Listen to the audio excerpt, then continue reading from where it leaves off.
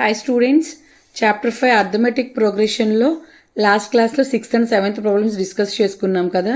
8th problem, an AP consists of 50 terms of which third term is 12.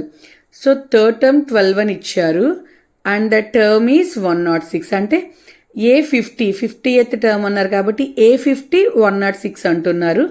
Find 29th term. So given రాసుకోవాలి మనం. Third term అంటే A3 ఇచ్చారు 12 అని, total 50 terms ఉంటాయి అంటున్నారు. So A50 106 అవుతుంది అని కూడా ఇచ్చారు. యూజువల్లీ మనం ఏపీలో ఉంది అంటే ఏ ఫామ్లో రాసుకుంటాం, A1 A2 A3 A29 ఇచ్చారు అండ్ సో ఆన్ AN ఇచ్చారు. మనం ఏది ఫైండ్ అవుట్ చేయాలనుకున్నా మనకి ఏ వాల్యూ తెలియాలి, డి వాల్యూ తెలియాలి. ఏవి ఇవ్వలేదు కాబట్టి ఇప్పుడు మనం ఫైండ్ అవుట్ చేసుకుంటాం. థర్డ్ టర్మ్ ఇచ్చారు కాబట్టి థర్డ్ టర్మ్ అంటే ఒక నెంబర్ ముందుకెళ్తుంది, అంటే A+2D ఇచ్చినట్లు ఈక్వల్ టు 12. ఇది ఎలా అవుతుంది అనేది మీకు డౌట్ రావచ్చు. మనం ప్రీవియస్ క్లాస్లో చేసుకున్నాం. ఒక్కసారి నేను ఫార్ములా వేసి డిస్కస్ చేస్తాను. ఏంటి ఫార్ములా అంటే AN equal to A+n-1 D. ఇది మన ఫార్ములా. ఇందులో మనకి థర్డ్ టర్మ్ ఇచ్చారు. థర్డ్ టర్మ్ అన్నారు కాబట్టి n ప్లేస్లో 3 అవుతుంది. So A3 equal to A value మనకి తెలీదు, n వాల్యూ తెలుసు థర్డ్ టర్మ్ కాబట్టి 3-1 D.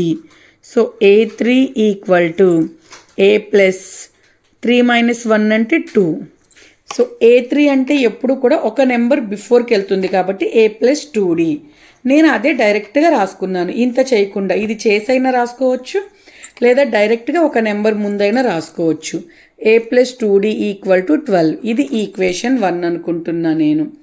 At the same time మనకి A50 వాల్యూ కూడా ఇచ్చారు.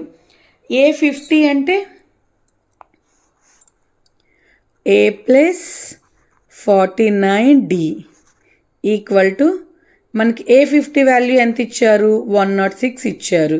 ఇది ఈక్వేషన్ 2 అనుకుంటున్నా.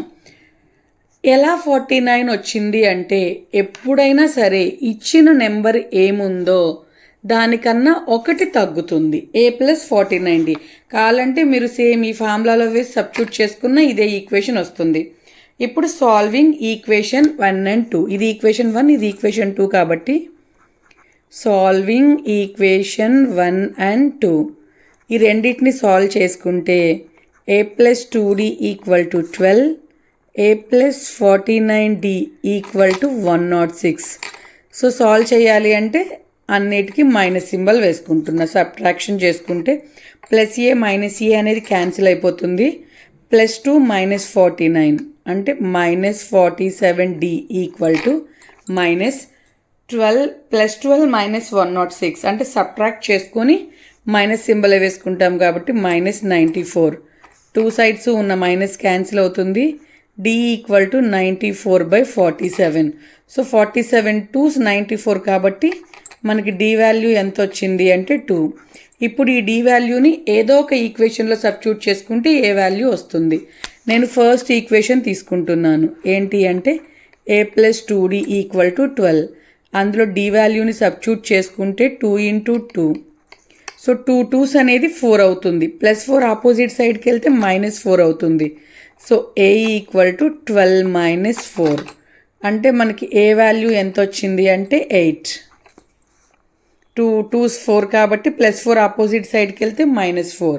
12 - 4 8. ఏ వాల్యూ మనకి 8 వచ్చింది. మనల్ని ఏం ఫైండ్ అవుట్ చేయమన్నారు అంటే 29th టర్మ్ ఫైండ్ అవుట్ చేయమన్నారు. 29th టర్మ్ ఫైండ్ అవుట్ చేయమన్నారు కాబట్టి నేను ఫార్ములా రాసుకుంటున్నా. AN equal to A+n-1 D.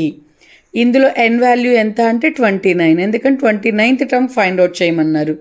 A value మనం ఫైండ్ అవుట్ చేసుకున్నాం. ఎంత అంటే 8 plus n value 29 - 1 D value 2. So 8 plus 29 - 1 అంటే 28 అవుతుంది. 28 ఇంటూ మనం 2 చేసుకోవాలి. 28 2s 56 అవుతుంది. So A29 equal to 8 + 56.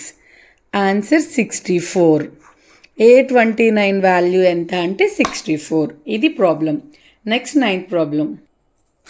If the third term and the 9th term of an APR 4 and -8. Third term ఇచ్చారు 4 అని, నైన్త్ టర్మ్ ఇచ్చారు -8 అని. Which of these AP is 0, A term 0 అవుతుందో ఫైండ్ అవుట్ చేయమంటున్నారు.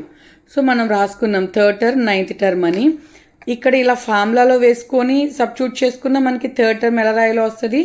నేను ఇందాక చెప్పా కదా మీకు, ఒకటి వేసి చూపిస్తాను, ఒకటి డైరెక్ట్గా వేస్తాను.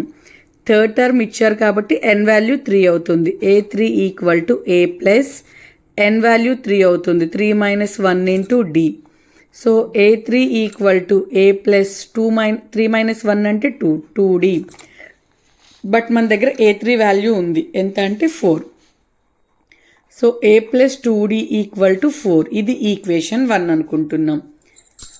ఇది నేను ఫైండ్ అవుట్ చేయకుండా డైరెక్ట్గా రాసేసుకోవచ్చు, ఏం కాదు. నైన్త్ టర్మ్ అంటే ఒక టర్మ్ ముందుకు వెళ్ళాలి, అంటే A ప్లస్ 8D. ఎంత ఇచ్చారు వాల్యూ అంటే -8. ఇది equation 2.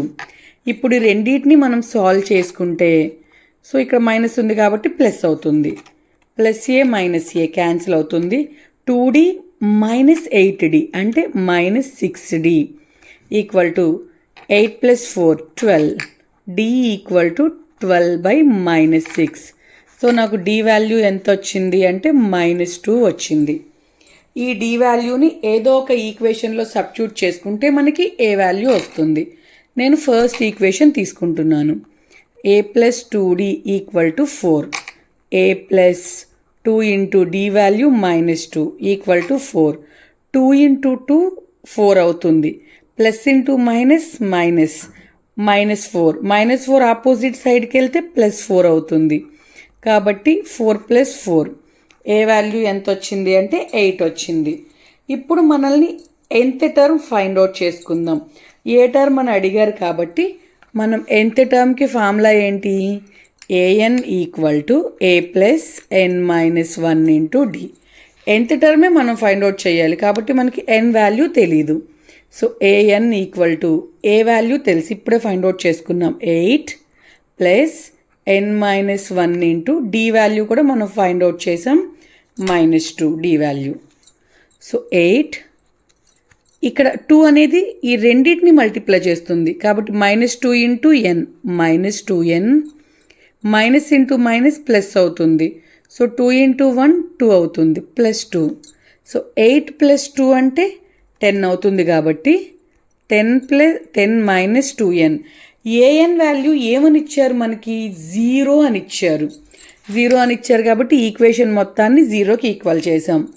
So 10 - 2n = 0. So -2n అనేది లేదా +10 అనేది ఆపోజిట్ సైడ్కి వెళ్తే -10. కేర్ఫుల్గా చూడండి, నేను -2n యాజ్ ఇట్ ఈజ్ ఉంచాను. +10 అనేది ఆపోజిట్ సైడ్కి వెళ్తే -10. మైనస్ క్యాన్సిల్ అవుతుంది. n = 10 మల్టిప్లికేషన్లో ఉన్న 2 అనేది ఆపోజిట్ సైడ్కి వస్తే డివిజన్లోకి వస్తుంది. సో 2 అనేది 10ని 5 times క్యాన్సిల్ చేస్తుంది. So n = 5. So A term of the 0 అవుతుంది అంటే 5th టర్మ్ ఫైండ్ అవుట్ చేసాం. n = 5. థ్యాంక్ యూ అండి. వీడియో కనుక నచ్చితే ప్లీజ్ సబ్స్క్రైబ్ చేసుకోండి. అలానే డౌట్స్ ఉన్న కింద కామెంట్ సెక్షన్లో కామెంట్ చేయండి.